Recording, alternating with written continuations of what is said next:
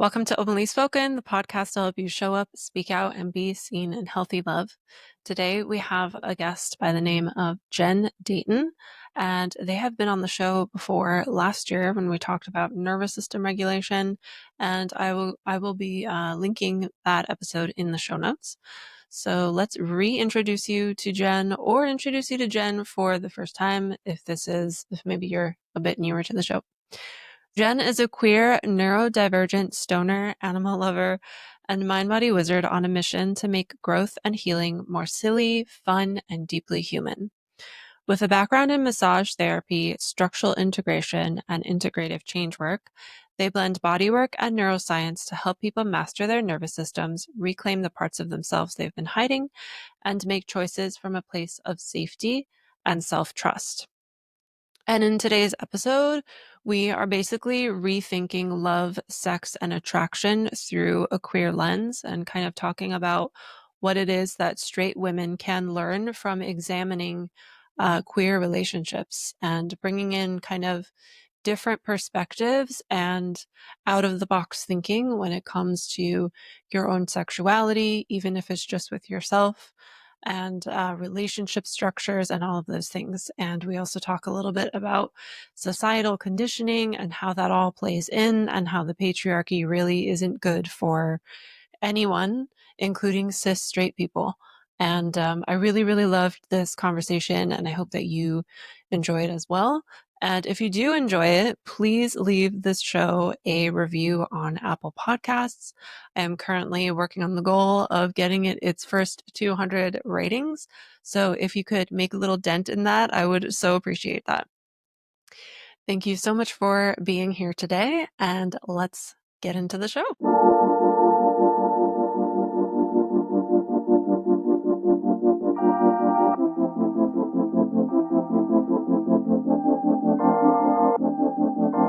Welcome to Openly Spoken, the podcast to help you show up, speak out, and be seen in healthy relationships. On this show, we talk about self-love, sexuality, relationship tips, including ending the cycle of toxic relationships, and healing and thriving after heartbreak. Hi, I'm your host, Cilia, and I am a certified sex, love, and relationship coach, helping ambitious women with a history of toxic relationships feel deeply connected in healthy love. These are such important topics that every woman deserves, so if you could leave this show a rating and a review on Apple Podcasts or Spotify to help more women find this, it would mean the absolute world to me. Thank you so much for being here today. Now let's dive into the show.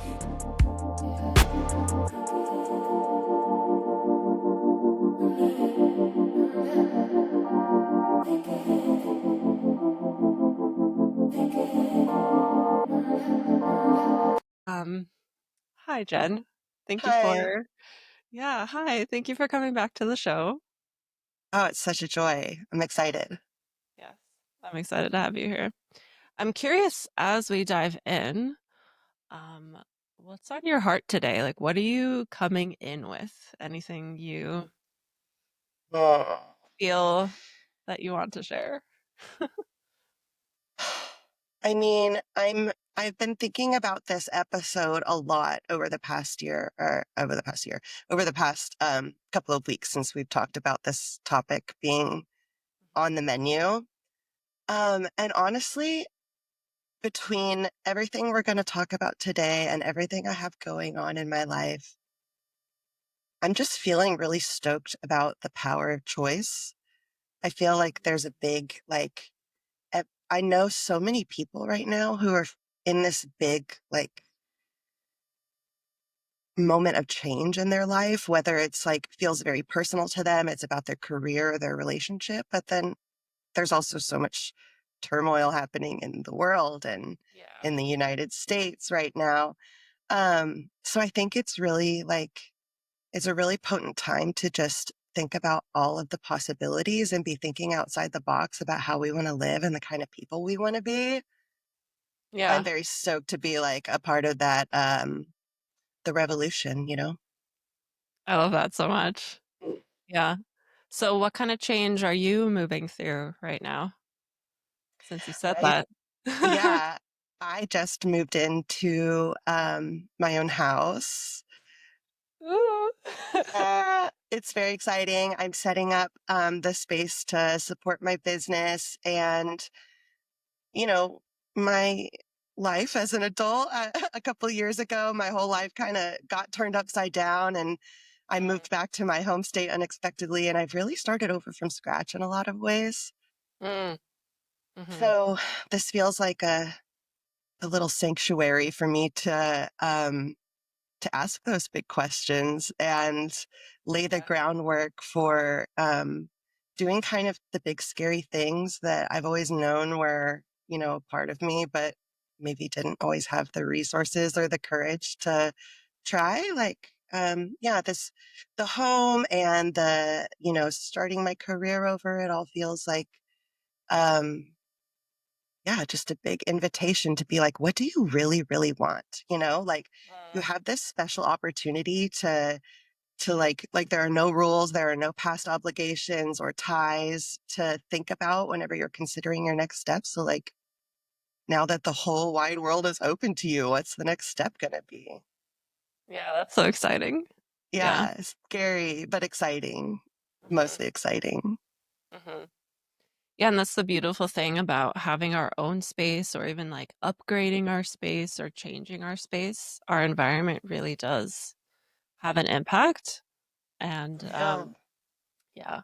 And for me, as someone who's like a renter who has moved a lot, um, always at the end when you're moving out, like there's this moment of kind of closure and realizing how much you learned in this space. And it's kind of like a heartbreak, but it's kind of like, so I wonder if that happened for you before moving out, where you're like, oh, in this place, I moved through blank.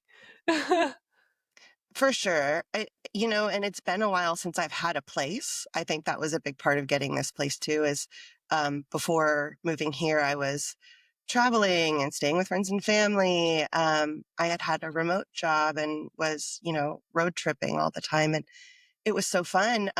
But yeah, the last time I had a place was when I was living in Portland in like 2021, and my dog had just died and I was just turning 30. Like, talk Oh, about the oh, tides turning. yeah. So yeah, leaving that place behind was very emotional. But you're moving out of your place right now too, right? Yeah, I'm about to move into a house for the first time since I lived with my parents. So for the first time in like 15 years. Instead of an apartment. Instead, right now we live in a townhouse, so it's kind of Okay. like a house. And yeah, we're moving all the way to Cincinnati from Los Angeles. Wow, that's so exciting. Yeah, I'm excited. At first, I was terrified because, it's the Midwest and shit be crazy right now. For real. But thankfully, like with the tools we have at our hands, I joined this Facebook group for the area, and it's called Witchy Women of Cincinnati. And I've been like making friends in there and putting posts about like, will I be safe there? We're moving from LA. We're both pretty progressive. Like, we don't want to have to put on a show all the time and Yeah, act like we're okay with stuff that's not okay. And yeah, for sure. thankfully it's pretty it's like it's a swing state, so you have both there. And I kind of love the idea of, people like us, maybe people from big cities or a little on the progressive slash weird end of the spectrum, moving to more conservative leaning places. I think that that's going to be a really important part of La Revolution. And Yeah, yeah, good I moved point. from the Northwest to Texas, and I'm in Austin. So it's like kind of, the weirdest place we got around here. But it was a complicated decision for sure. This is where my support network was, but I didn't see myself coming back to Texas in my lifetime. So Mhm, um, mhm. there's something to be said for just like planting roots where you are and, doing whatever you do wherever you are. Yeah, yeah. And I think we all have that innate creativity that we can if we stop resisting what is, we can be like, okay, this is what I've got. Like, how can we make this work? Uh, Yeah.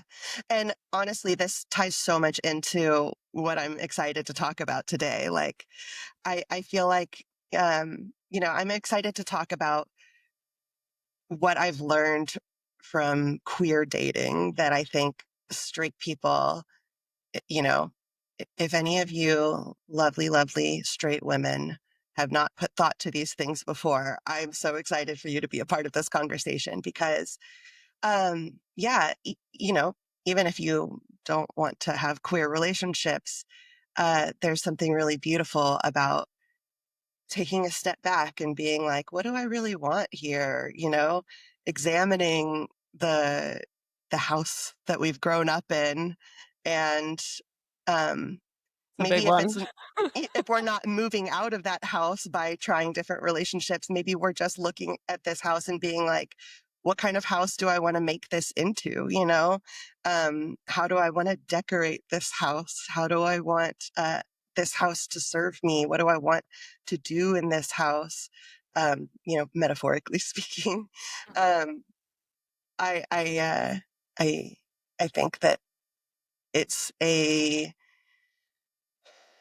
queer people are kind of forced to examine these things in ways that straight people aren't. But ultimately, I see it as such a blessing, that I was forced into thinking about relationships in an outside the box kind of way. I love that. I love that you're like, I see this as a blessing because I'm going to guess that you didn't always think that way about it. Yeah. It's been complicated for sure. I believe you. Yeah. Yeah, yeah, for sure. Um, I mean, I don't have a super tight outline here, but maybe I'll start with kind of my coming out story, speaking of the not so fun parts of it. Yeah. Yeah. Um, And again, just want to preface this with like whatever you feel safe to share. Just share whatever you feel safe to share. Thank you. I feel like as far as, um, the spectrum of stories I've heard, my coming out story was pretty okay. But um,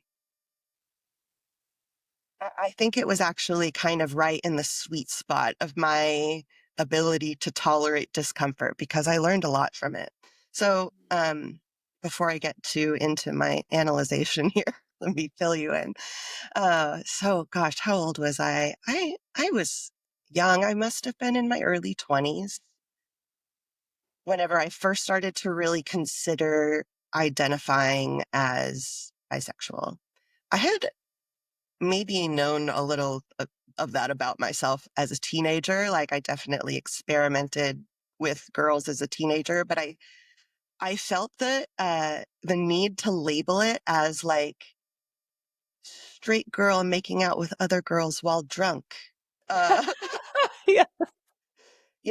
I just find women really beautiful, but I want to date men, so I'm obviously not gay. Which is another like being bisexual is kind of interesting compared to other queer experiences because there's kind of a like straight gay binary. So I think even considering the possibility that I was something other than straight or gay took a while for me to come around Mm, to. yeah. So yes, up until, throughout my teens, I was just like attracted to girls in a super straight way, that was not performative. Like I would be like behind closed doors, not in front of men, being into women, but it was so straight of me. Um, then in my 20s, I'm living in a big liberal city and I am being exposed to more different types of people and the possibility that I might be bisexual is becoming more and more present on my mind.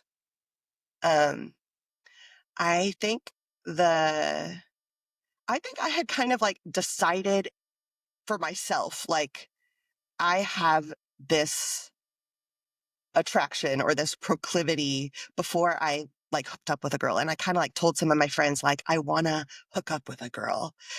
And then on my 22nd birthday, I like super drunkenly hooked up with a girl. Mm. Notice all the like layers This- that I need to peel yeah. back to even just get there, right?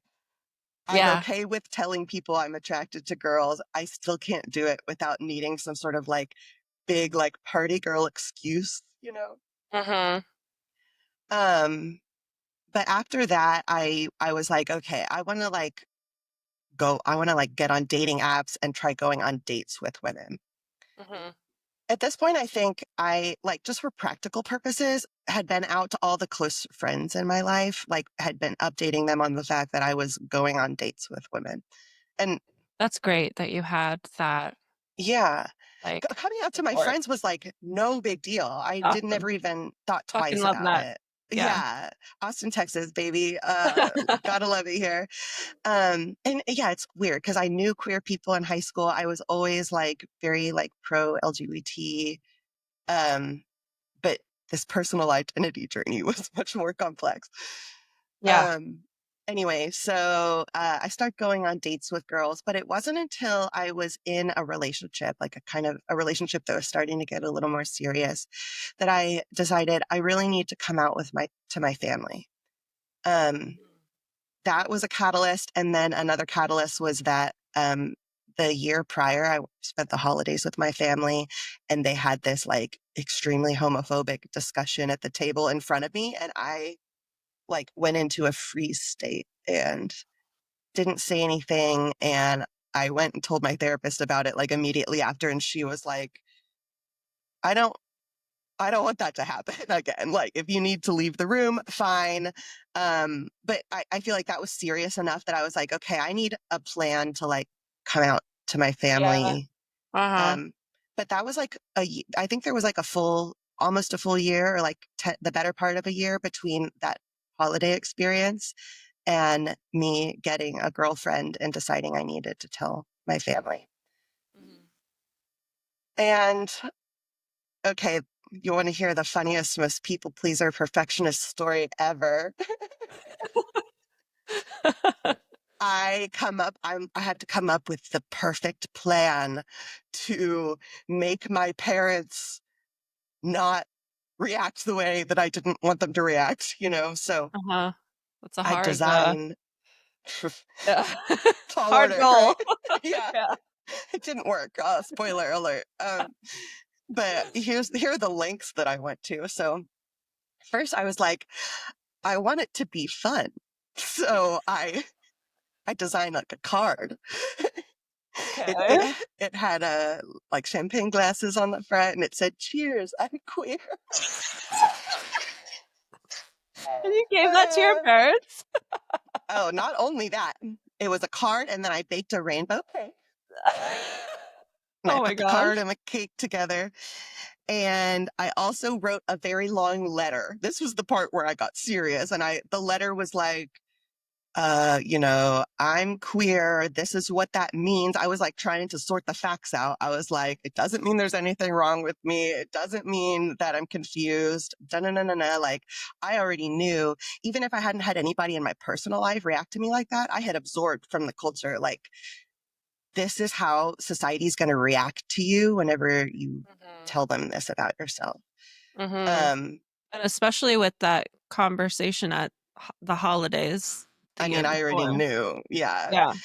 Um, Yeah. So, I'm trying to get out ahead of it. I'm like, here's all the things. I was like, don't call me right away. Like, take a minute to absorb this information before you decide what you're going to say to me.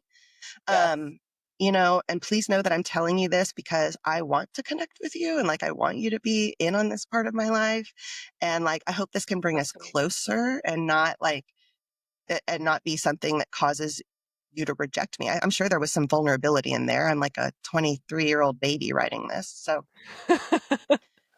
um, I wish I would have looked for the letter because how cute would that have been? But Yeah. anyway, basically, I poured my heart out in the letter, I sent it in the mail with the cake and the card because I for real, I did not want to see their Distance. face. Yeah. Yeah. I Mm-hmm. was like, you take a breather before I don't want to see your initial reaction. I want to see your thoughtful Mm. reaction. Mm. That was very smart. Um, it wasn't because they didn't do that. Oh shit. they they did it. They called me like right away. But I got two different reactions.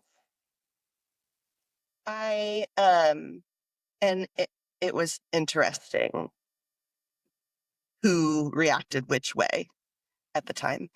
Um, but my mom, who I would generally have said growing up that I felt closer to, she was the one who reacted in a way that was very like, oh no, and like, oh, what's wrong, and why didn't you tell me, and I don't know, and like, can you not post pictures of your girlfriend online? And I'm just, it was like she was uncomfortable, and she like was trying to. In hindsight, I can see like she knew she wasn't supposed to reject me outright. Mm. Like it's too, too late for that. It's not 1975 anymore. Um, but she was uncomfortable and she didn't know how to navigate that. So she asked So weird that was all questions what came and out. Yeah. made it about her. Can But I my just dad, say, I hate the yeah, question, why didn't you tell me? Like, dude, I'm fucking telling you now. Like, it yeah, doesn't fucking matter. I didn't tell you before. I'm telling you now. I it's hate just a that way to. question. I know. Well, like I have two feelings about that question, which is A, like this is why your reaction is Yeah. fucking Fair point. uncomfortable. Yeah. And B, you're just making this about you. Yes.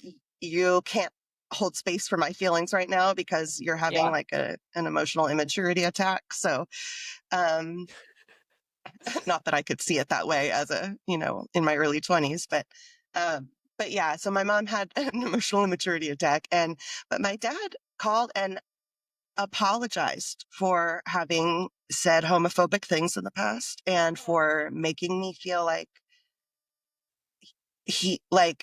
that he would have rejected me for that. He was like, I can see why you felt that way, and I hate that I ever said anything to make you feel like I wouldn't love you. I love that. Yeah, like That's so I was like sweet. bawling. Yeah. So, complicated time emotionally. um, Mhm. it's and now that I've had more distance from those reactions too, I can see a little bit more. Like, I don't want to say that my dad wasn't being genuine, but I also see his capacity to be kind of calculated and like knowing how, like, what people want to hear. Okay. And I don't think that he like read that letter and like turned from a homophobe to a queer rights icon overnight. You know what I mean? Yeah, that makes no sense. No, people don't do that. And, they didn't like, oh, I also forgot to mention that in my package, I included a book about like the science of sexuality. They didn't read the books. They didn't like try to educate themselves on like how to like, be supportive. Um,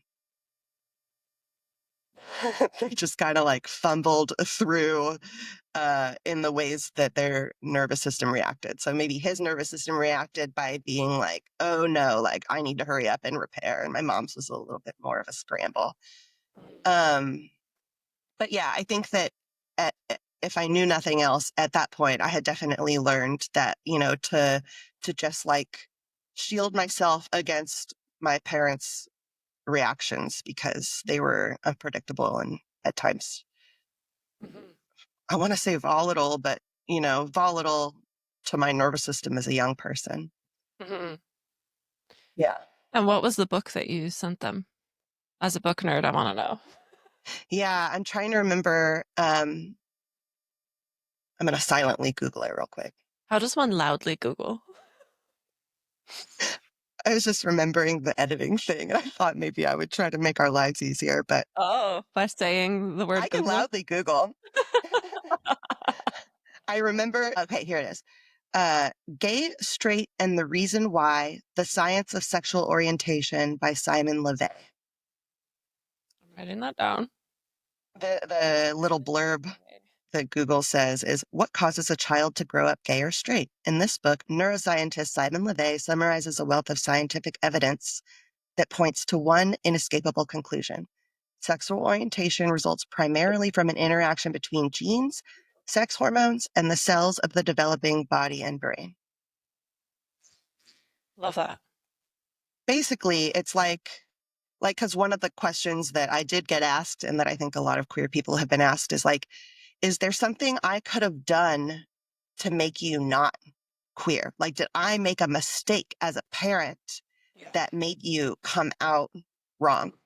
I totally remember as a kid, like learning from society. I don't know if it was from my parents or from like a show, like learning that if you were queer, it meant you, like something happened to you, like you got like Yeah. molested or something. And Yeah. yeah, not And true. like, you can hear, stories of like people trying to take the little gay boy's Barbie dolls away because like that was going to prevent him from becoming gay when he grew up. And it's like, all you did was teach him to feel confused about who he Yes, is yes, and that being into Barbie dolls is something to be ashamed of and to hide, yeah.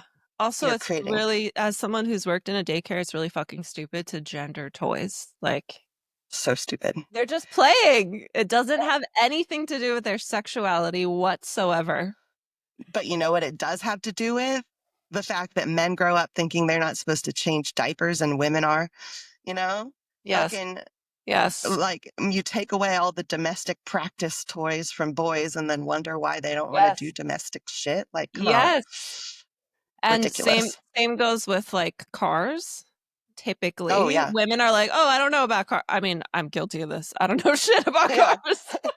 No, you changed my oil, man, Yeah. And it's like, if you let a little girl, and sure, sometimes kids are just naturally interested in some things and not interested in others. And sometimes that aligns with the gender expectations we have in society.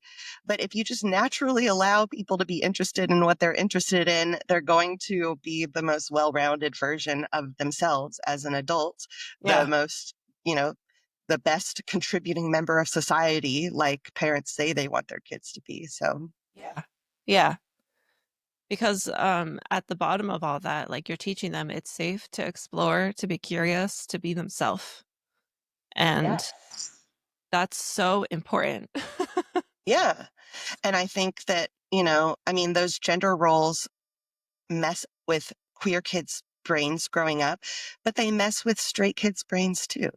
They like the patriarchal divisions, they mess with, we were told this version of reality that women are supposed to be more sensitive and emotionally mature. And it's where the good girl syndrome comes from. And it's where the emotionally stunted men come from. It's why men don't talk to other men about their feelings or their relationship issues or like really have deep friendships in general.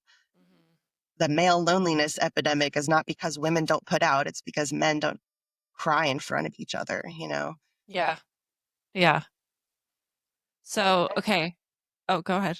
Oh, no, please. I was just going to steer us back to your story. Me too. Okay. Okay, I cool. was going back to my timeline. I was just thinking like those gender norms that we absorb, like they turn into, these standards that we have for relationships. I think that this is like the most important takeaway that I am going to end up harping on 1,000 times throughout this episode. But like, you see memes and like jokes about it now. People are starting to come around, especially by women, to the idea that like we have such low standards for men in relationships compared to the standards we have for women. I can even see it in myself as a bi woman. Like, my friend and I, one time, we were discussing this phenomenon about how, like, you know, I might be talking about a date with a woman and who I don't want to go out with again. And my friends will be like, oh, why don't you want to go out with her again? And I'm like, I don't know, like, we just don't like the same type of movies or whatever. Like, it'll be like just, I don't know, something that on the surface seems like really small.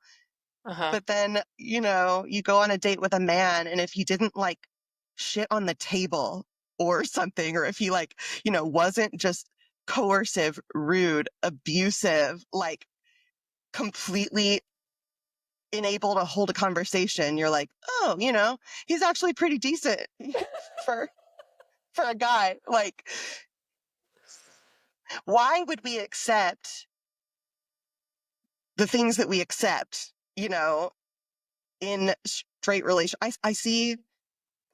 I love my straight friends, and I'm like angry protective of them because I'm like, do not let somebody treat you like that. I don't care if he's a man. I don't care Mm. if you have all these feelings about, the way the patriarchy has affected him and the way he doesn't have friends and the way he doesn't have family and the way he doesn't have emotional maturity and he's emotionally stunted and he's working on it and he's learning this skill, but he's behind me in this way. And so I have to wait for him to catch up. And I'm like, no, you don't. Yeah. What if you really believed, like wholeheartedly? What if you had this like worldview belief that there was an abundance of men out there who could treat you well and be smart and respect you and like lift you up? Would you be putting up with the behaviors that you're putting up with now? Nope. It took dating women, largely for me to see a lot of that. And I Mm. still like my last long-term relationship was with a man. And I look back at that and I think I stayed in that way too long. I put up with things that I look back on now and I'm like, woof. Um, Same. and I had a very different perspective of him and of our relationship in no small part because of the fact that he was a man, that he was raised as a man, because the society that we live in acted on him Mhm. in certain ways and on me in certain ways. Mhm. Um, yeah, even though I'm queer and we were both, progressive and feminist, the relationship ended up taking on these like very stereotypical straight relationship man woman problematic dynamics, where I was doing more of the housework and I was doing Mhm. more of the like bringing up difficult conversations. And, um, he would shut down or express his frustration by throwing things, not at me, but at the ground. And if a woman, like, can you picture a woman doing that? No, she wouldn't do that in front of her partner because in our society, we would label a woman that does that as crazy. Yeah. Oh, oh, that's a whole nother part of the rabbit hole. Yeah. Like there are so many behaviors that we just excuse men for that we don't tolerate in women. Yeah, so true. So, I look back on, the first time he ever like threw something at the ground out of frustration. And the fact that my reaction was to go on a walk and calm down so I could go back home and like work it out Mm. once he calmed down after his little tantrum, Mm. like, Mhm. like momming, momming. So I've never parented a woman partner. Yeah. Yeah. Oof. So I think that there's like something to be said for like, I don't know, like even if you have no intention of ever dating women, sometimes looking at your male partner's behavior through the lens of like, if a woman did this, Yeah. what would I think about it? How would I feel about it? Mhm. Because I think if you try to tell a woman, like, if the roles were reversed between you and him, her empathy and attachment, um, feelers are still on. Mhm. But if Yeah. you just like take it out of put it in the societal framework of man woman, it can really change the way you think of it. Mhm. That's very smart. Yeah. I see stuff like this all the time as a female sexuality coach where like women who date men, they like First of all, they don't believe that men exist who are emotionally intelligent. They don't believe, maybe they'll be clear about what kind of man they want, but then they somehow believe that like that kind of guy will not be into them. They think it's unrealistic or like they want too much. They have too high Yes. of standards. Yeah. Yeah. It's like, where did you learn this idea that your standards were wrong? That the Where way did you your learn that nervous you're system, too much? yeah. Where did you learn that whenever your nervous system says, I have this need and I like being treated like this and I don't like being treated like this? Where did you learn to override that and say, well, I need to logic that away so that Mhm. I can accommodate what this person is telling me? Mhm. And then for straight women too, there's also this like kind of rush to hurry up and find a partner, like find the husband, Mhm. especially when you're like approaching 30. I feel like a lot of women I've seen have had that. I've had that too in my past. Nobody's rushing men to get married in, Nope. when they're turning 30, by the way. Nope. It's all about like, well, it's all about like you being a baby incubator. How are you going to incubate babies if you don't hurry up and get married before you're 30? Yeah. And that's Mm. another thing too that I've been coming up against is like realizing how much I've been conditioned to be a mom one day. Like it's just like assumed of me and I was never asked like, do you want to do that? Do you not? So currently my husband and I were like completely on the fence. We're like, I don't know. Yeah. And I think that that's another big difference between queer relationships and straight relationships is like people generally tend to understand that, like, in a queer relationship, having a child is a big conversation, a big decision that requires thought and planning Mhm. and not everybody is going to choose. And that, it's not just assumed that you're going to do Yes. that and that you're going to do it in this one particular way. But in straight relationships, there's like this relationship escalator. You first, the man asks you out, and then you guys hold hands. And then you kiss. Or if you're a dirt, KISSING. Do you remember that yeah, song? unless you're a dirty little floozy who opens her legs on the first date. But then you guys get married and then you have babies and yada yada yada. There's this like order of operations that's assumed Yeah. in the world of straight relationships and straight dating that queer people have just had to be kind of like, we're taking it day by day and we're making it up as we go. Mhm. Yeah. That Sounds nice. honestly, yeah, everybody should have the freedom to take it day by day and make things up as they go and make things that make sense for them as individuals and as a couple, Mhm. Mhm. rather than like what society expects from you and like this obligation to create grandchildren for your parents. Like, ugh, I Yeah. hate that. I hate that too. Yeah. Luckily my parents are not like that. Yeah. I feel like there's a common thread of it just being like of respecting someone as an individual, like Yes. So of true. just like letting someone dictate their own life rather than Yeah. having this sort of like preset idea for how their life should go. You could say the same Yeah. thing about like expectations around education and college and whatever else. But like, I think in general, just having a kid with expectations placed on them from the time that they're born is a recipe for pain and shame. And For sure. it's not breeding connection, it's breeding disconnection. For sure. Yeah. That's why I've always thought it's like so heartbreaking and doesn't make sense to me as someone who I am pretty like motherly. It doesn't make sense to me to when I see parents who like completely reject their child because they came out to them. I'm like, dude, that like was your baby and you're telling them to like that they're dead to you? Like what the fuck? That's some fucked up shit. Yeah. And to me, that's almost kind of a sign that that person, I feel like, I don't want to say that there are black and white, like right and wrong reasons to have kids. But I do think that I've seen plenty of people who had kids because they thought that that was what they were supposed to do. And Yeah. that was like the next logical step in their life. And that was what was expected of them. And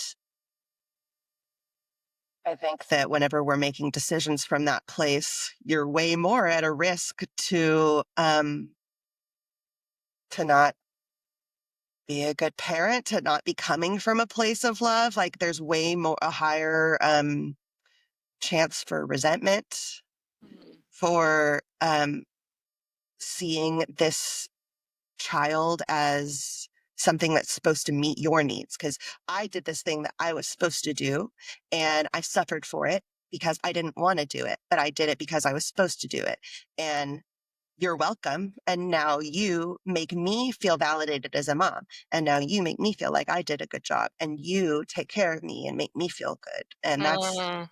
the unspoken contract of like boomer parent, millennial child dynamic. So Um, unhealthy. Gen X too. My parents are Gen X. yeah. Yeah. And I'm sure, you go back and it's maybe even stronger like that. But it's really sad. Hmm. Yeah. Sad to see parent-child relationships suffer or end Yeah. because um because of what I mean, I see it as because of resentment, because of making those choices for the wrong reasons, Yeah. because you weren't ready to like love a being unconditionally, or you weren't ready to have this experience that isn't about you. Being a parent, Yeah. it isn't about you. It's Yeah. about like creating a container for another being to like discover who they are and like Yes. become that and Yes. thrive, Yeah. which Yeah. is a huge responsibility. And so I also like, I'm good with kids. I love kids. And I've also gotten a lot of like, well, you should be a mom because of that. And I don't, I don't think I would enjoy being a mom. I don't think that that's in the cards for me. And I don't think that the fact that I like kids and am good with kids makes me obligated to Yeah. expend that much of my time and energy on that project. I have so many other projects that I think are a better use of my time and energy and skills. Yeah. For sure. And like being good with kids and having the role of mother or parent are two completely different realities. For real. Like For that is a real. role that you either decide to play that game or you're like, nah, I'm opting out. And I think part of it too is like you mentioned the expectation. It's kind of expected of a lot of people to have kids. Like that's how we're conditioned. And so when we are, for lack of a better word, smart enough to be like, to see that and be like, do I want it or not? And like we make the decision on whether we want it or not. If we opt out, way more people are opting in, I think. I don't know. I haven't looked into the data. But if we opt out, the people that opted in because they didn't really want to do it, but they felt like it was an expectation, they're pissed. They're Yeah. like, who are you to opt out? What the fuck? You got to suffer like I do. Yeah. Yeah. If you're going to do things differently than other people, you have to learn to recognize whenever people are mad at you because of their own resentment, because it's going to Yeah. happen a lot. Yeah.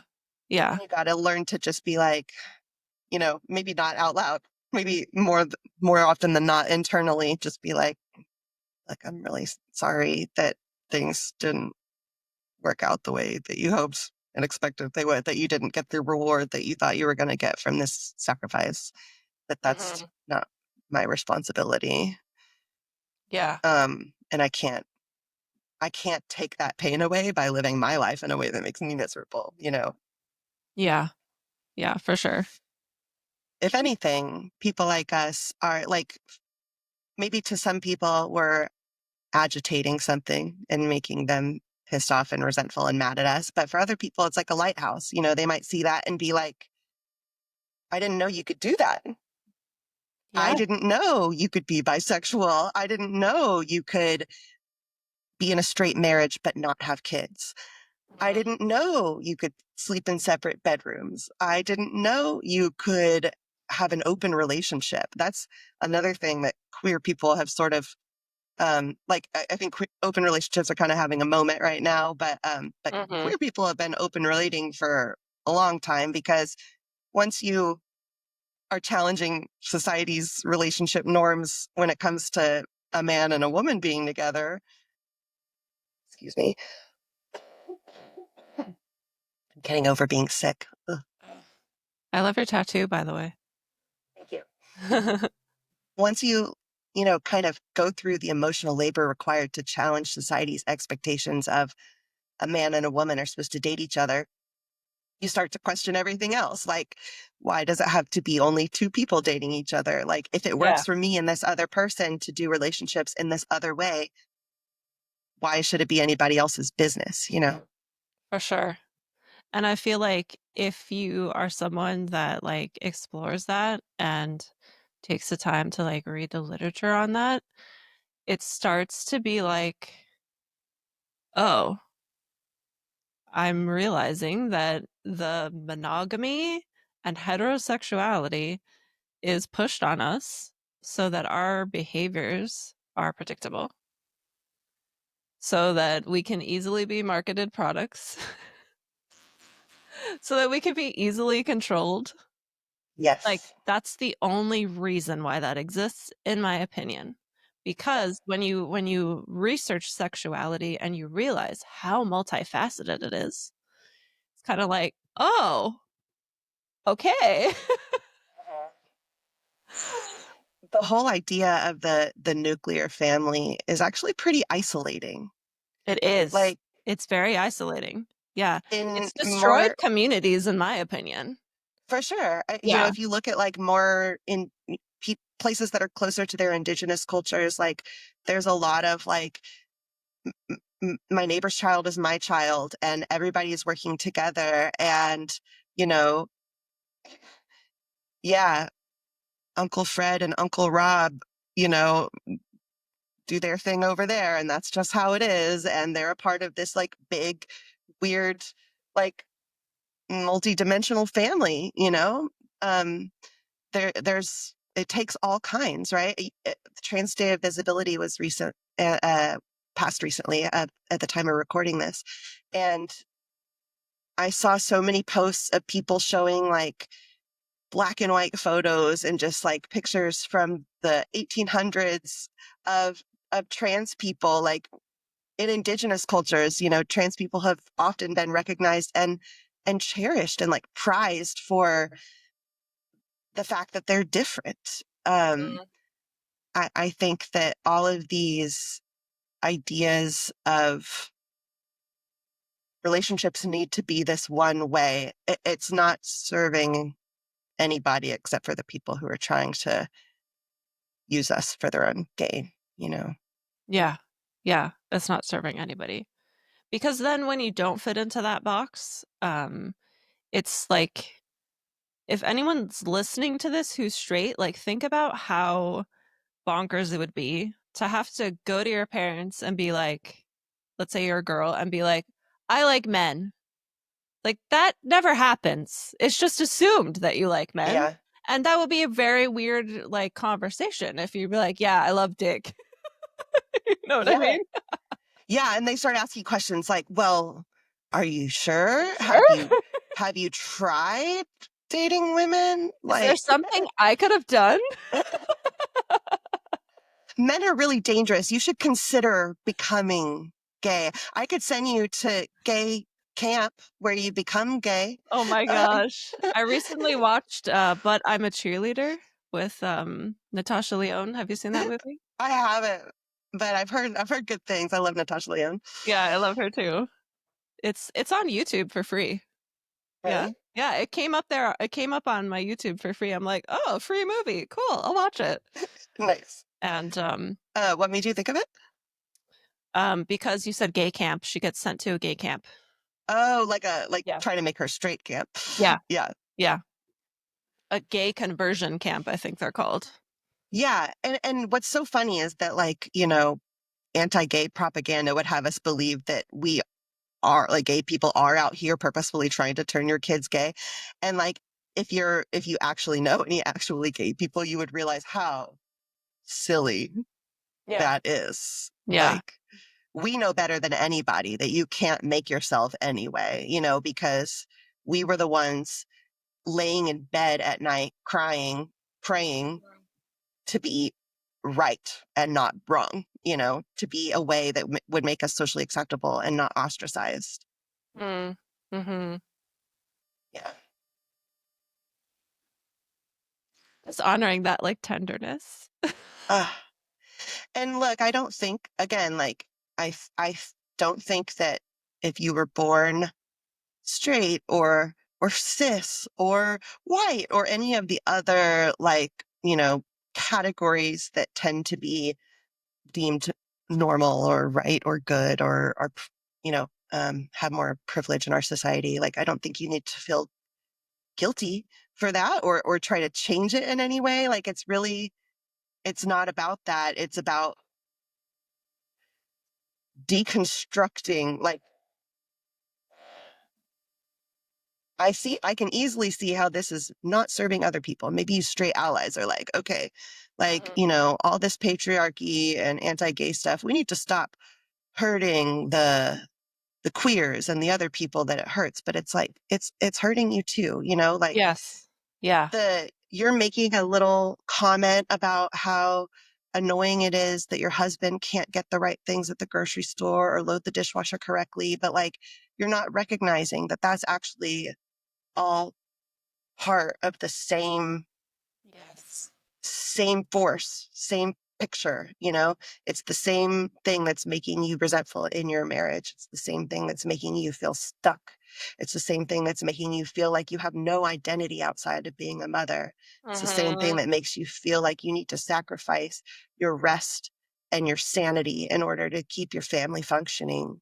And Mm-hmm. all the while, like, making excuses for your male partner, you know? Yes. Yes. It ain't right. And if anything, I've, the more I have moved through my own queer journey and it just becomes a part of the past and my identity and no big deal, I am more focused on, like, the my straight friends and my white friends and my cis friends and the people who I now see as, like, at a disadvantage. Like having had the disadvantage of not being forced to question any of this, the disadvantage Uh, of just, like, being sort of swept along in this yeah. current that Yeah. is making everybody sick. Mm. Yeah. Yeah, because there's not really like an age or a point where it's like, all right, now you gotta sit down and think about No. your sexuality and your identity and Especially like, people who, like, found their person when they were, like, in their teens or early 20s or something. Like, yeah. I know some people who, married their high school sweetheart I know someone and who's married to the person that she dated when she was 14, and this guy was like her very first boyfriend, and they're married and happy, and they have 4 kids together, and I'm like, "That is crazy." I know people like that too, and it is crazy, and I don't wish them to be unhappy. Yeah. I'm like, I want you to be so happy, but I want you guys to be having the same opportunities to explore yourselves and to Mhm. grow in your connection with each other. Like, if you guys really do, like, love each other through and through like that, wouldn't your relationship be able to withstand some difficult conversations and some exploration and some just curiosity? I feel like that curiosity can just be about, like what kind of, oh, we haven't even gotten into the sex side of this. There's so Yes, many there's so much. assumptions and Yes. implied things when it comes to sex. So I feel like, especially in straight relationships, these can be conversations about domestic stuff, but they can be about, like, how do you like to be touched? Like, maybe he's been Mhm. following this template that he thought he was supposed to follow, like, where he eats you out until you come, and then, he pounds it out or whatever. And, like, he thought he was being a good feminist man by eating you out first. And maybe you're just like, that's not my deal or whatever. Like, because you guys didn't sit down and have this conversation, you had these preconceived ideas and, like, assumptions about what straight sex is like and what women like and what men like and Mm-hmm. what correct and good straight sex is and how often it should happen and like Yes, the spectrum of humanity is so broad, y'all. So broad. it totally is. Yes. Do you need to sign off at the hour? Do you have time to go over? Because, Okay.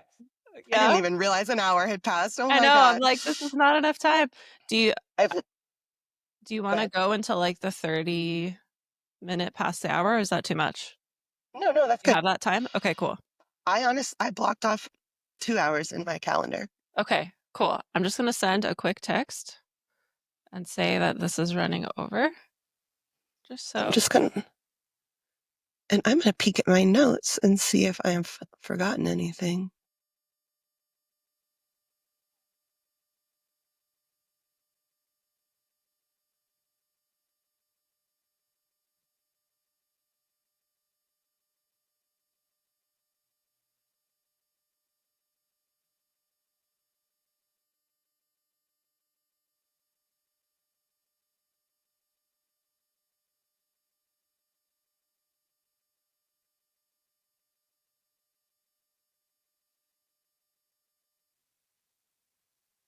Okay, perfect. That's so funny because I have a group call after this, and they already were texting on the WhatsApp if we could push it back to 10:30 or 10:40. I'm like, wow, I love it when it's aligned. Um, Nice. yeah, bringing in the sexuality piece again opens a whole new can of worms, and I feel like again goes back to the expectations and how like there's a wide spectrum of the human experience, and it's so multifaceted. And if we want to like specifically speak to women, and we mentioned earlier about like society and patriarchy teaching us certain ways of being and certain roles and all of that. What I see way too often and what I received as well was that women are not encouraged to explore their sexuality. They're not properly educated about their bodies and like what you even have in your pussy. Like we're not told what is what different kinds of orgasms you can have because there are many. Like it's like for me personally, I'm 35 and I didn't really start exploring self-pleasure until I was like 29, 30 because of shame. Like I've done it before as a kid, but then I felt so much shame about it that I like promised myself once, like when I was like 13 or something, I'm like, I will never touch myself again. Like I'm not gonna do that. So Oh, I outsourced my pleasure to my partners. And that happens so much. A lot of women feel this. Like my story is not unique. that is such a I love the way you put that. I outsourced my pleasure to my partners. I feel like I mean the conversation about women's pleasure even being a factor in sex is relatively new, it feels like, Yeah. in the sort of, bigger picture of recent humanity. Um, and it's funny how that is how it manifests. Like, oh, I'm allowed to have sexual pleasure, but I can't give it to myself. It has to be within the context of partnered sex with a Mm-hmm. man. And Mm-hmm. I also feel like the way sex is defined in our society is also Penis centered in around vagina. Like, it. And not only that, it starts when the penis enters the vagina and it ends when the man ejaculates. That yeah. is like a kind of the default definition of sex. And it has nothing to do with women's pleasure. And it has like we have words like foreplay and hooking up to describe other things that are about women's pleasure. And those are seen as like extra, like the icing on top, or like they're not necessary for sex to be sex.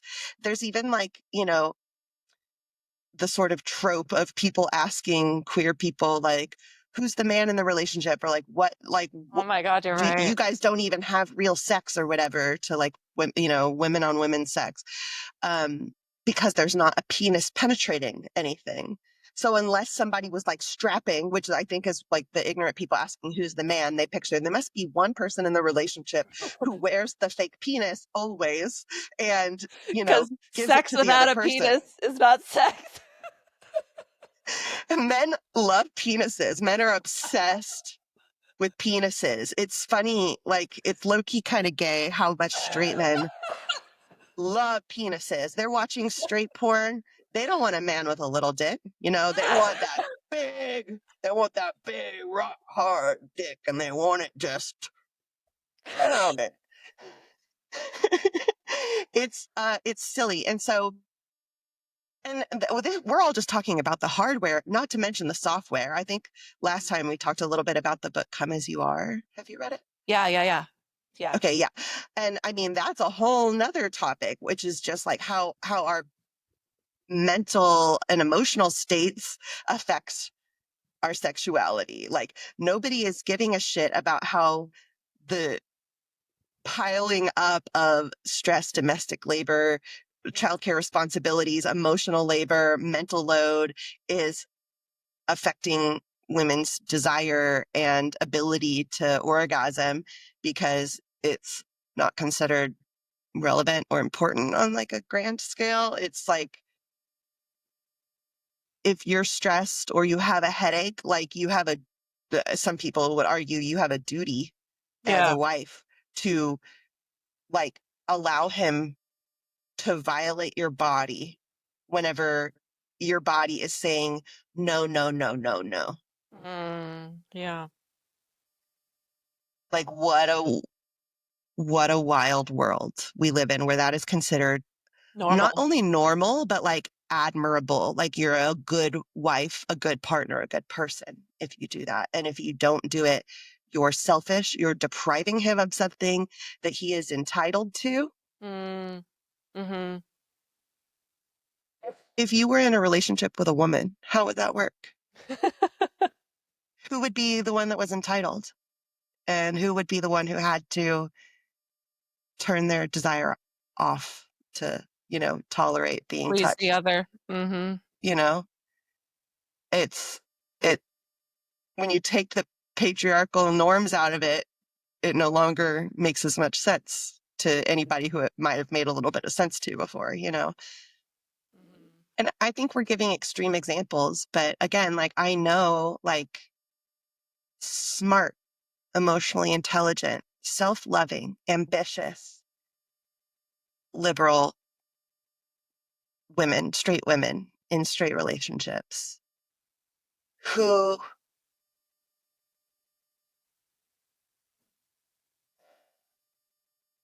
I'm trying to find the right language here because I want to say like who have been sort of I don't know, it's almost like it's a little Stockholm syndrome-y. It's a little like blinded by like there's a combination of all the societal stuff we've been talking about and then our attachment systems. And so I think whenever our attachment systems are in a state of unrest, like we have this attachment object, our partner who has become our attachment object because we've invested a lot of time and energy into them. Maybe we live together. Maybe our lives have become entangled and our relationship is public. Maybe we have kids together and like own a house together. And so there's all these entanglements. And, your body comes up with this reaction that says on like a very fundamental level, like, No. no, ew, get space, get Yeah. away, Yeah. no. And then whenever it makes it up to your brain is like, but that's this person who I live with, but that's this Yeah. person who I'm going to this work function with on Sunday. Gaslighting of the self That's happens. and so you try to like make sense of it all and you say, Mm-hmm. well, he didn't really mean it. He was just upset. He was just stressed. And that's how his dad talked to them and yada, yada, yada. And you sort of jump through all these hoops in your mind to make it honestly, I think to make it okay for yourself, to make Yeah. yourself feel like, well, I know, like, I think I would feel silly society would make me feel silly for leaving based on this. society would say this isn't a good enough reason to leave. You're supposed to tolerate this from men. You are obligated to tolerate this from men. So since society isn't supporting me to leave, I need to jump through hoops in my mind to make myself feel safe staying in this situation. Yes. And that breaks my heart. It's also most likely something that you were doing in childhood before. And so Because you had to stay with your parents. because you had to stay with your parents for survival. And so you Yeah. got used to self-abandonment, people pleasing. You got used to like responding to your intuitive knowing that something is not right with rationalizing it, with gaslighting yourself. And with like trying to, I feel like there's a lot of like trying to expand how much you can tolerate. Well, I just need to learn how to calm down. I need to get over it. Mm, I shouldn't get so upset about that. Or I need to go to therapy. I need to write in my journal. mhm, There's a lot of like, well, if I just grew into the kind of person who could tolerate this, then our relationship would be okay. And there's a lot less like holding him accountable. There's a lot less like, um, well, if he does this, like there puts in like 2 cents worth of effort, then I have to stay, even though I'm in thousands of dollars of debt. I will have to stay and accept his 2 cents at a time rather than just like sending that shit to collections and mm, moving on with your life. You know what I mean? mhm. Yeah, yeah. There's so much here. So much here. Yeah, I feel like the the themes that we've sort of been harping on, my brain is coalescing them into a little list, which is like decenter men. Men are not the center of your relationship. Men are not the center of the universe. Like, if your brain starts jumping through hoops about like what he said, what he feels, what he thinks, what he wants, just like kind of shut that up for a second and return to the first part where you said, I feel da na na before the but, and just pause. Just stop. I feel this. My body doesn't like this. My Yeah. nerve system wants to run away right now. And before you start saying, but I need to get over it, but he's trying, but da, da, da, da, just fucking stop and let that reality sink in with you for like 30 seconds. Yeah. You know, I feel like that can be what decentering men looks like, and centering yourself is like just before you say, think, feel, do anything about him. It's like, yeah, he's in the picture, but like before you let him into the picture, have you really taken in this picture, the picture of Mhm, yourself? What's mhm, going on with you? mhm. Yeah, and Stay in the relationship, that's a do lot the to come up against because, society teaches women that we're not worthy of that. That like, who ugh, are we to be like, hey, I'm demanding more from a man? ugh, You know? ugh. Okay, but who are you to demand more from a man? Are you a greedy little bitch, or are you a revolutionary woman? Are you an unfuckwithable badass? Are you somebody who would find more joy in living a single life than parenting an adult fucking man? Yes. You know, that seems pretty normal to me. That seems It's funny that greedy bitch was the first thing you said because I'm in this group where once a month we each take turns leading a circle and it's all women in the group and we call ourselves the Greedy Bitches Club. So yes, like I part of it love that. too, like part of this whole topic of like being a woman and like sexuality is like really taking back certain words, like being like, yeah, I'm a slut, or like, yeah, there's nothing wrong with the word pussy. And yeah, I'm greedy. So fucking what? Yeah, I'm a Yeah, bitch sometimes. So what? I'm a yeah. multifaceted human. I'm allowed to be greedy, to be a bitch, but I'm also fucking kind and loving at the same time. Like, If you were a man, they would say you take charge. You're a exactly. self-starter. You Yeah. know what you're worth, and Yes. So I love that. I love the greedy bitches club. That's so good. Which I feel like brings us to another the bullet point on the summary of things that we've been mentioning over and fucking over again. Decenter men, which can be like just sitting with yourself for a second. Decenter men slash pay attention to what's actually going on inside of you and like pretend if you can't believe that it is valid. Like imagine what the world would be like for you if that feeling were valid, what that would mean for you, Mhm. and let that sink in. So step one. Step two, ask for what you want. Once you have come to terms with what you want, say it like you're a real whole person deserving of respect, you know? Mhm. Mhm. Say it like you grew up in a world where women were the leaders of society and empathy and kindness and self-care were normal, and uh being disrespected was like, Mhm. what? Like that's so abnormal and wrong. I'm like, to me, that's like an appropriate reaction to somebody disrespecting you that we're having to like relearn because we were taught when somebody disrespects us to like freeze or fawn. And so like last time we met, you talked about my Instagram bio being 50% brain wizard, goblin, and 10% existential depression. But I changed it from existential depression to existential rage because I am done being sad. I'm done Uh, being sad, bitch. I'm ready to start being rude about it. I'm ready to start yes. being angry about it. I'm ready to start being loud. I'm ready to start being kind of a fucking bitch because that's the appropriate response to somebody disrespecting you. Mm. The appropriate response to somebody getting in your space is back off. And I feel like step one was me being like, instead of being like, oh, it's okay, walk over me, I started to learn to just be like silent and register in myself. I don't like that. And then make different decisions. I won't put myself in there anymore.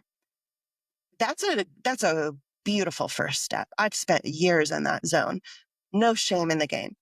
But I will tell you that I'm so stoked for this next step of being unafraid to be loud and rude and mean and disliked, and for people to not understand why I'm making such a big deal about it. Because the fact that you don't see that it's a big deal is not my problem. That is Mhm. your problem, and you'll get there. And in the meantime, I'm going to lead by example by demonstrating that if somebody touches you when that wasn't invited, it's okay to go, back off. Don't touch me. Instead of just being like, oh, excuse me, you know? Yes. Fucking, Yes. that's how people learn, you know? Yes. You don't, like, I used to have a bulldog. People didn't want to tell her not to jump on them. You know, she was excited and they would be like, get down, get down. And I would be like, she's not going to listen to you. If you say, get down, you got to say, get off me, bitch. And then she'll listen because she's a dog, and like that's the part of her, like that's how she understands. Like Yeah. you got to show her with your nervous system and with your body, no, I don't Yes. like this is not acceptable, you're violating me. And Yes. I think that that needs to be brought back into normal human society. Stop suppressing that shit. You know, if you're not ready to say back the fuck off, then just take a minute and ask for what you want in a polite way. You know, I believe in you. I believe that you can do that, girly pop.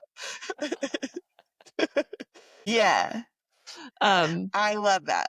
I feel like, we could all just use like a dedicated, like once a month, just like fuck off to the wall, to the air, like practice saying it with your yes. body. Because Yes. even if we know, like, even if we know in our logical mind, like if someone's attacking me, it's okay to fight back. Your nervous system might still just freeze because you're not practiced in fighting back. Like it's a skill. Learning how to react Yeah. is a skill.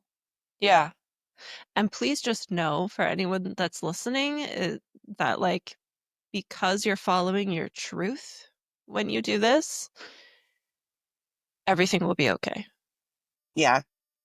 Also, yeah, I just want to like throw it out there that like because it's a skill, it means that it's not going to feel right the first few times. Yeah. It's going to feel weird and awkward, and like Yeah. you might not be very good at it. Like not me judging, but you might look back at your first attempt and be like, that wasn't what I hoped it'd be. Sure. um, learned a lesson the hard way, and that's cool. And that doesn't mean you're doing anything wrong. If anything, it means you're on the right path. Yeah, for sure. Yeah.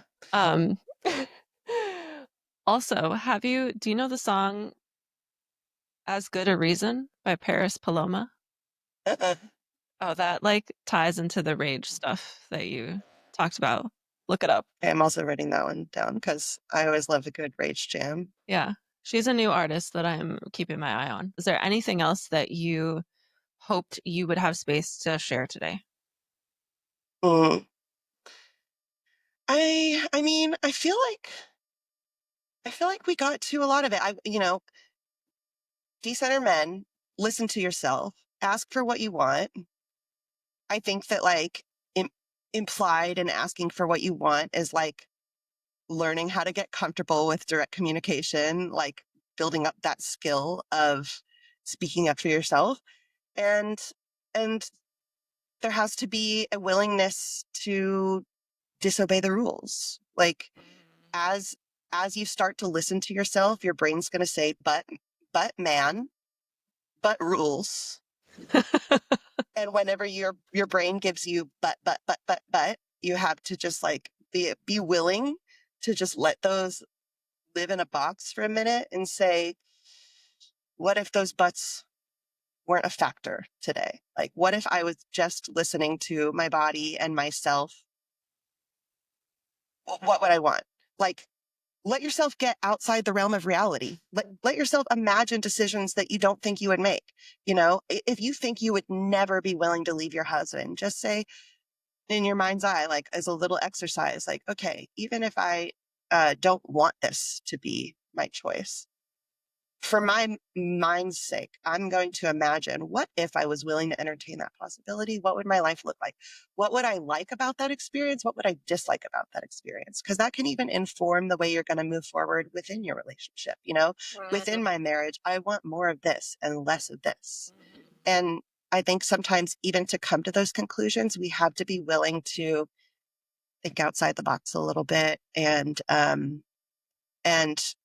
contemplate realities that we have been like trained over and over again from the time that we were born to not contemplate, to shut down, to ignore, to Yeah. dismiss. Yeah. And I love what you just said because for any relationship to be healthy, we have to be willing to let that relationship die. So if you're trying on, like, even if I don't want this, I want to leave, like that brings you a lot of clarity. And even if you're happy and you are like you have that willingness of like, the reality is, even if you're in a healthy relationship, you never know when it'll end. Like Yeah, death is a thing that can happen at totally. any fucking time. Um, Yeah. it's They say the same thing about singledom. Like, if you want to find a relationship, become happy being single first. yeah, yeah, yeah. Which I think is like, I think the common thread there is like, there are so many possibilities and so many versions of reality. And sometimes you get to control them and sometimes you don't. And so it's really just a matter of getting super real with yourself. Like, what, what do, what choice do I actually have? What choices do I have that I have been telling myself I don't have? Mm, And what mhm, choices don't I have that I have been thinking I do have? mm. Like, maybe I've been thinking I have the choice to get over this, and I'm learning that this is a deal breaker for me. Or maybe it's, I thought I didn't have the choice to leave, and now I'm getting real with myself. I do. Or I thought I didn't have the choice to ask for this. I thought I didn't have the choice to have sex in a different way, or to sleep in a different room, or to do relationships in a different way, or, live in separate houses. Can you tell I fucking love having my own space? I fucking love having my own space and I love love. And after we cuddle, please leave. This is my house. Yeah.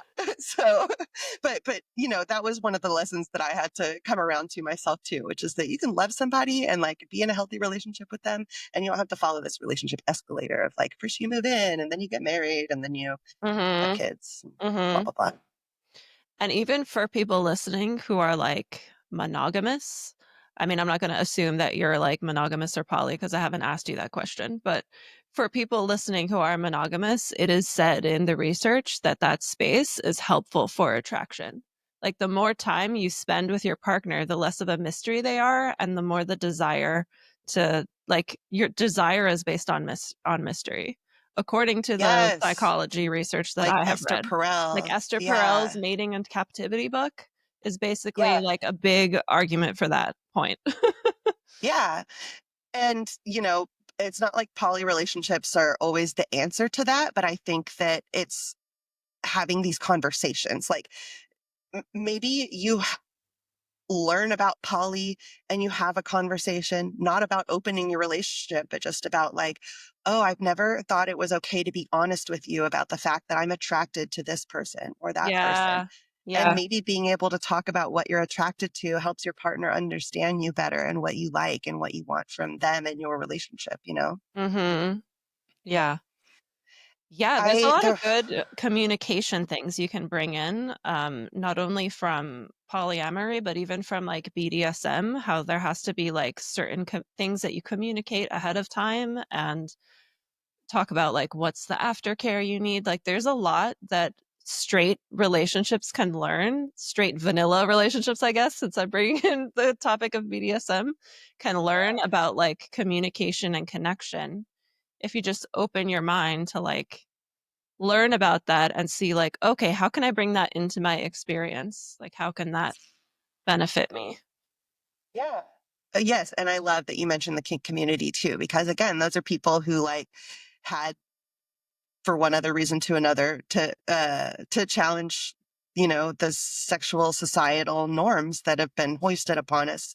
Yeah. Um so anytime you get into a community where people are sort of living against the grain in one way or the other, they will have developed skills in order to have made that work for them.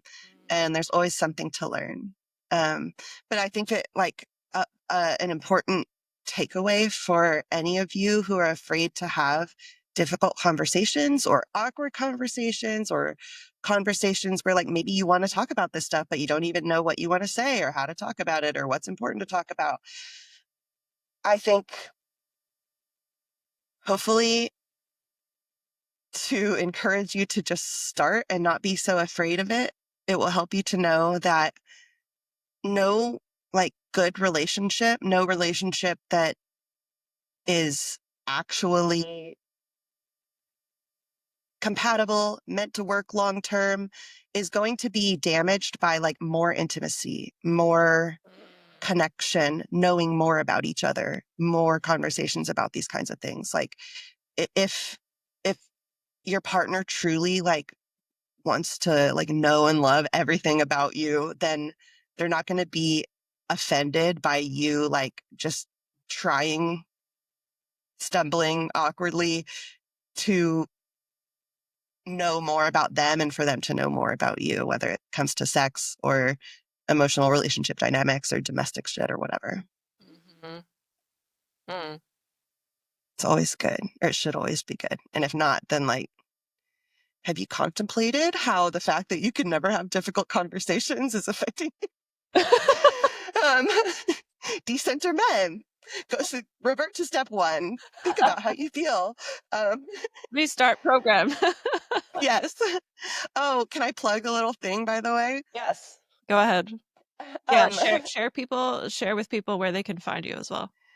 especially, I feel like if you're in that, like, kind of, I don't even really know where to start, or you're not fully sure what your feelings, thoughts, etc. would be like if you decentered men or weren't caring about other people all the time. Start here. Start with nervous system exercises. I just compiled a library of them. I took a bunch of my favorites and I organized them according to the situation when you need them. So I have like emotional emergency, or like wind down before bed, or if you've had like a tough day and you need to shake it off, there are different exercises under each of those categories that will help you come out of fight or flight or freeze or fawn and into a more regulated state, which is where our best thinking happens, our best creativity happens. It's where our best problem solving happens. And it's where we're just like thinking clearly and feeling more like ourselves, or more resourced, more grounded, able to make better decisions, not influenced by all the, but what if, I feel, I think, you can kind of like quiet all of that and get back to yourself with these exercises. There's a bunch of them depending on what your vibe is. And where can people find that?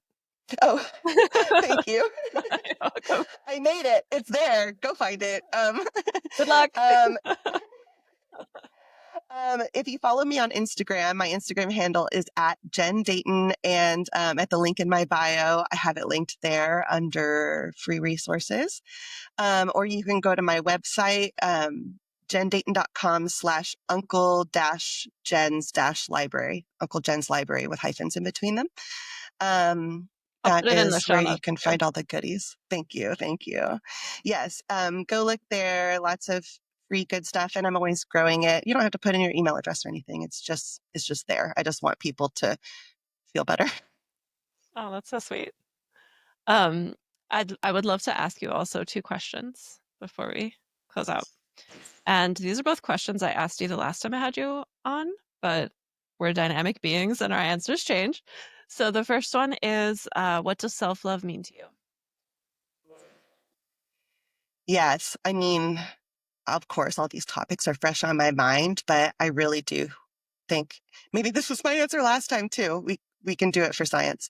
But I think that so much of it is about like coming back coming back to center, like quieting all those the what ifs, the societal voices, the other people's feelings and opinions. This isn't to say you don't care about other people, but it is loving to listen to yourself, to be present with yourself, the same way it's loving to be present with a friend and listen to them whenever they're upset. It is loving to listen to yourself, to validate yourself, to respect yourself and treat yourself as if your feelings and needs matter.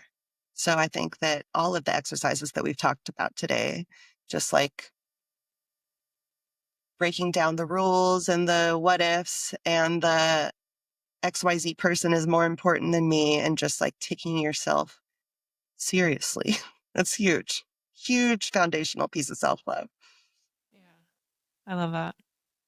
I don't know if that was your answer last time, but eventually, Valentine's Day 2026, I'll be doing a compilation of everyone's answers.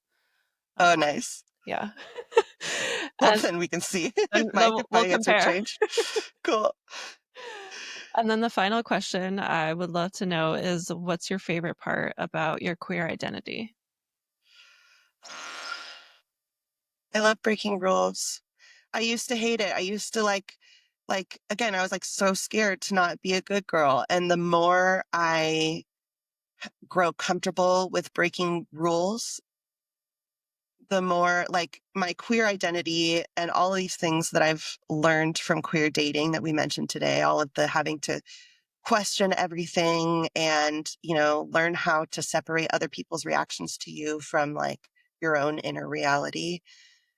Those were life-changing skills that have helped my spirit blossom in so many other areas of life. I absolutely would not be the creative person that I am today, the entrepreneur that I am today, the um just there's so many areas of life in which I've felt free to kind of go my own way that I know started in those early days of just having to accept that I wasn't into women in a straight way. I was into women in a very queer way. I love the word queer too, because, I love that we are reclaiming the word queer because it just means like weird, like a little Yeah, different, yeah, a little interesting, yeah. intriguing. And it definitely And used to be more derogatory. Like when I first yeah, started doing these episodes like 3 or 4 years ago, and I would ask this question, I would be like, the first time I asked, I'd be like, how are they going to react? Are they going to get mad that I just asked them like in that way? And it like always landed well. I'm like, good. it's so funny because I've been using the word queer for a long time, but I even in the past year had a straight woman be like, "Oh, like you use the word queer? I thought that was like a bad word." And I was like, "Oh, I guess hello, straights, straights. Let me catch you up on a bit of queer culture.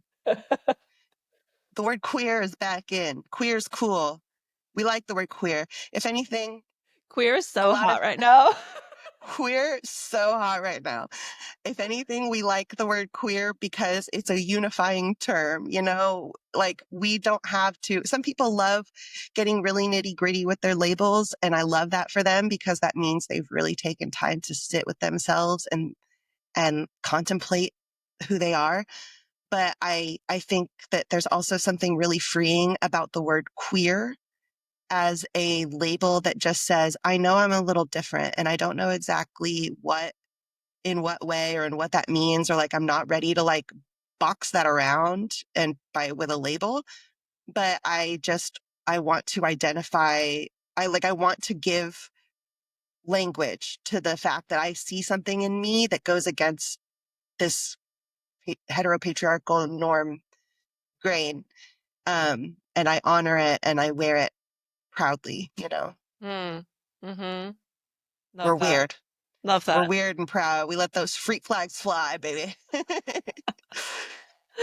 Yeah, I love that. Like maybe you're not ready to put yourself in a box, and maybe you don't even fucking want to ever put yourself in a box. Maybe you Yeah, like just let it be fluid if that's what you want. totally.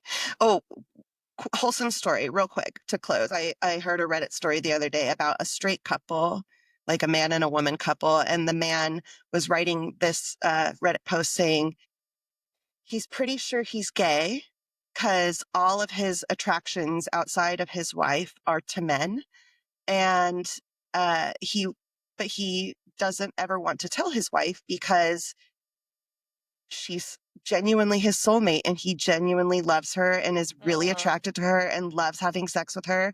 Mhm. And he would never want to make her feel like she wasn't enough for him. So he was just going to live his whole life quietly thinking, I'm gay except for this one woman. Mhm. And after all the people in the comments were encouraging him, he ended up talking to his wife about it. And she was, very accepting about it. He like never wants to explore it outside their marriage. That was another factor too. And it turns out she also thinks she's bisexual and never wants to explore it outside their marriage. So they're just going to go the rest of their lives in this straight marriage being queer and and actually, in my opinion, being in a queer relationship because they're both queer, Mm. even if their relationship appears hetero on the outside.